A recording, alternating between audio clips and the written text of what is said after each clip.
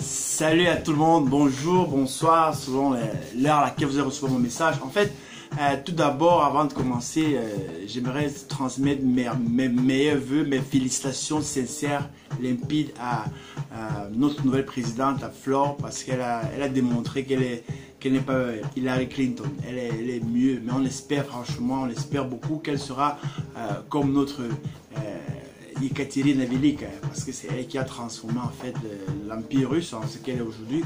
Alors bonne chance Flore, et franchement j'espère beaucoup qu'on pourra collaborer, parce que moi aussi je rêve franchement d'avoir une communauté camerounaise ici à Saint-Pétersbourg un peu plus dynamique, un peu plus riche même en fait, un peu plus sociale, et bref que les gens, les Camerounais ne considèrent plus Saint-Pétersbourg simplement comme une route de comment dire, une voie, une fenêtre pour aller en Europe, quoi, mais qui vient pourquoi pas s'installer ici à Saint-Pétersbourg avec nous et vivre la belle vie, quoi, la vie que tout le monde recherche en fait. En fait, c'est ça que je voulais dire d'abord en premier lieu, et en deuxième lieu parce que je dis après la réunion de dimanche, moi j'ai été ébloui, c'était fantastique de voir autant de Camerounais.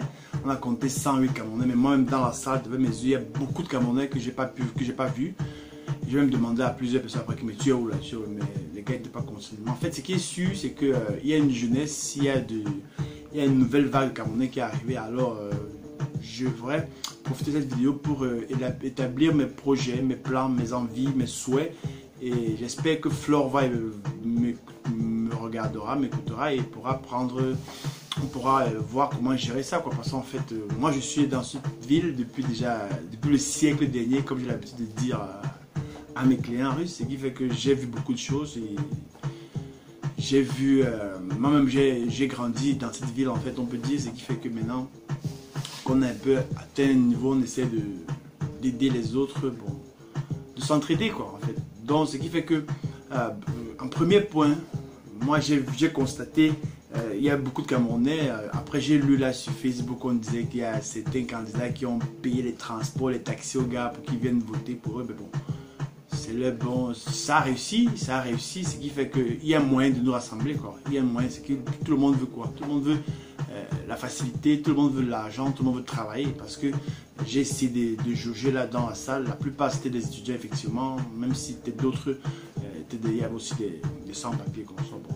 Mais en fait j'ai compris une chose, c'est que tout Camerounais qui sort de chez lui, du Cameroun après un certain âge là, c'est plus les études qu'il cherche, il veut se trouver, il veut se chercher, quoi. Il veut travailler l'argent, il veut l'argent.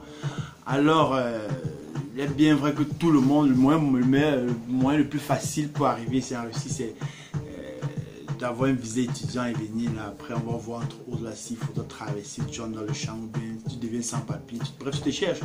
Alors dans cet ordre d'idée là, alors j'ai pensé que j'ai réfléchi qu'il faut faire quelque chose. Je cause de ça avec le 4D. Pour celui qui ne connaît pas 4D, c'est Docteur Doyen Désiré Défaut, le représentant de l'ambassade, s'il vous plaît. Alors, je lui demande qu'il faut faire quelque chose. On peut créer des emplois, commencer à créer des emplois pour les Camerounais qui viennent, pour les étudiants camerounais, pour les Camerounais qui sont en règle, pour les Camerounais qui aimeraient bien s'installer ici. On les aide, on leur montre le moyen, comment faire pour s'installer, quoi. Donc, par rapport à ça, la première chose que je voulais dire d'abord aux Camerounais qui viennent d'arriver, mon premier conseil, c'est de parler le russe, d'apprendre à parler le russe, quoi. Sans la langue, vous êtes comme le bois, quoi, dans l'eau là. On ne pourra jamais devenir poisson.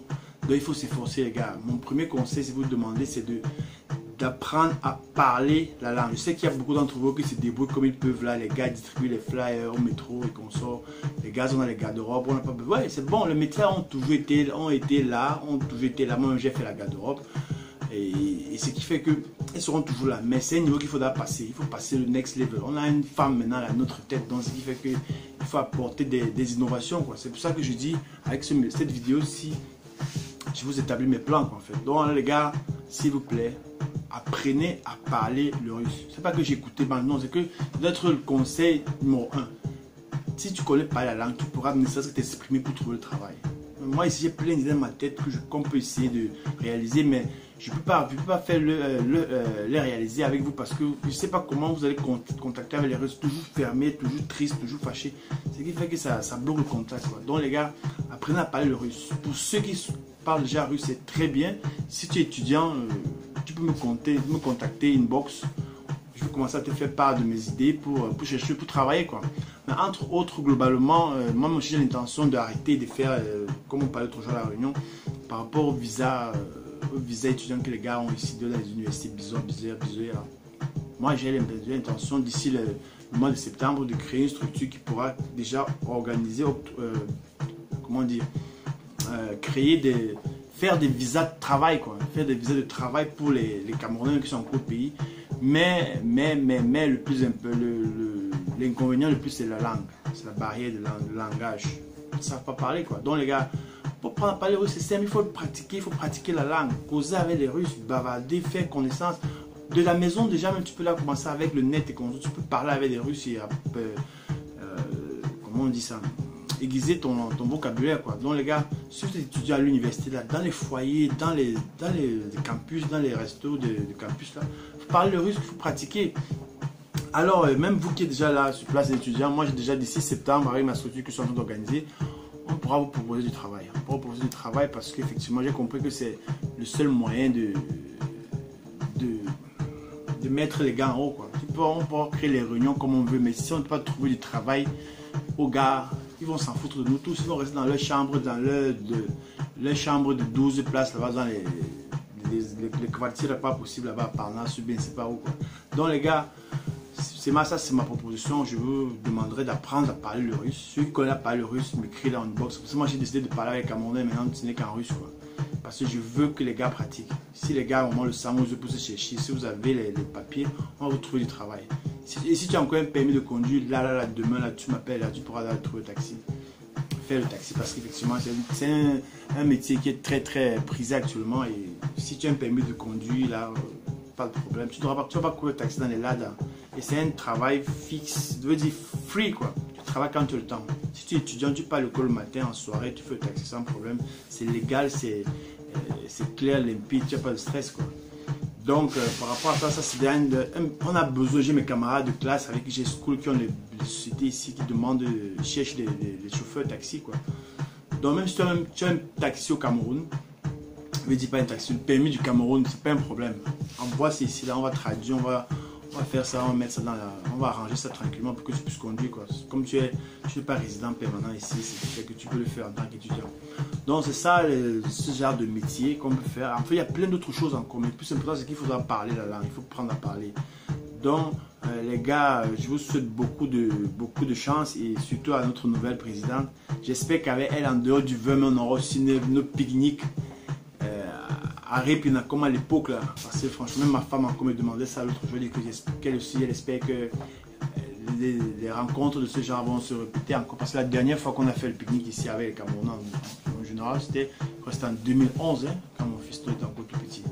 Donc bonne chance au nouveau bureau, je suis prêt à donner des conseils parce qu'effectivement ce n'est que ça qui me motive, parce que on aura beau dire les gars, mais il faut essayer de garder le moral haut, quoi. Parce que beaucoup de Camerounais viennent ici, ils sont tous tristes, ils n'arrivent même pas à sourire ou à marcher parce qu'ils n'entendent que des mauvaises histoires. Et c'est aussi une autre idée de ma part parce que j'aimerais que pendant les réunions, les réunions qu'on fera, j'espère, ne serait-ce qu'une fois par mois, surtout que bientôt c'est le 20 mai, il faut commencer à préparer ça, c'est un samedi, il faudra qu'il soit mortel, quoi.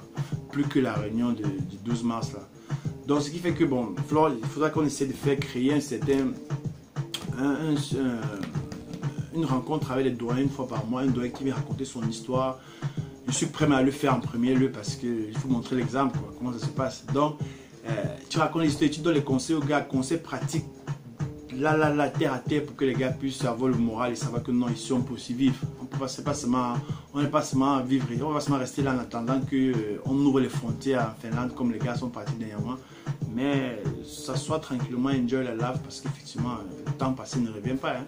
Il faut seulement avoir la foi et savoir que non, ici aussi on peut progresser, on peut se développer, quoi. On peut bien vivre.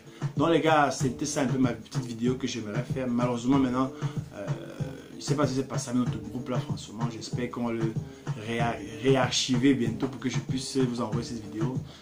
Parce que depuis le 12 mars, là, depuis la réunion dimanche, j'ai ma tête vraiment. Je suis très content, quoi. Je suis très content. Ce qui fait que les gars, on a de l'avenir ici, surtout que bientôt c'est le football encore, la Coupe du Monde. Ah, il faudra qu'on soit très fort parce que si les Camerounais, pardon, nous sommes qualifiés pour la Coupe du Monde, ce sera fantastique, quoi.